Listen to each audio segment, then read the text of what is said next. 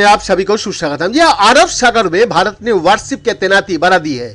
MV केम Pluto पर drone हमले के बाद भारत ने अरब सागर में 3 युद्धपोत तैनात कर दिया है। नौसेना ने क्षेत्र में युद्धपोत आईएनएस मर्मुगांव, आईएनएस कोची और आईएनएस कलकत्ता का तैनात किया है। नौसेना की ओर से कहा गया है कि लंबी दूरी की समुद्र टोही विमान की आई को भी लगाया गया है।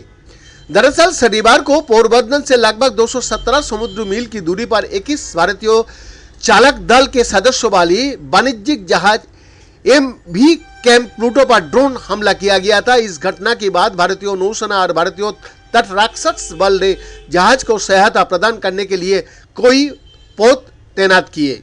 जहाज एमवी केम प्लूटो मुंबई बंदरगाह पहुंच चुका है। नौसेना ने उसका शुरुआती निरीक्षण किया और कहा कि उस पर भारत के पश्चिमी तट के पास ड्रोन हमला हुआ, लेकिन हमला कहां से हुआ और इसके लिए कितने मात्रा में विस्फोटक का इस्तेमाल किया गया, ये फॉरेंसिक और तकनीकी जांच के बाद ही पता चलेगा। अमेरिकी रक्षा विभाग के मुख्यालय पेंटागन ने कहा था एमवी केम प्लूटो ईरान की ओर से छोड़े गए ड्रोन हमले की चपेट में आया। मुंबई के रास्ते में भारतीय तटरक्षक जहाज आईसीजीएस विक्रम ने उसे सुरक्षा प्रदान की।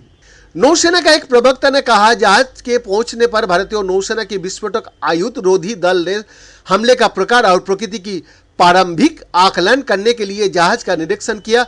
हमले का क्षेत्र और जहाज पर मिले मलबे का निरीक्षण करने का बाद संकेत मिलता है कि ये ड्रोन हमला था या नहीं। उन्होंने कहा हालांकि हमले की प्रकार और इसमें इस्तेमाल विस्फोटकों की मात्रा का पता लगाने के लिए फॉरेंसिक और तकनीकी विश्लेषण की आवश्यकता होगी।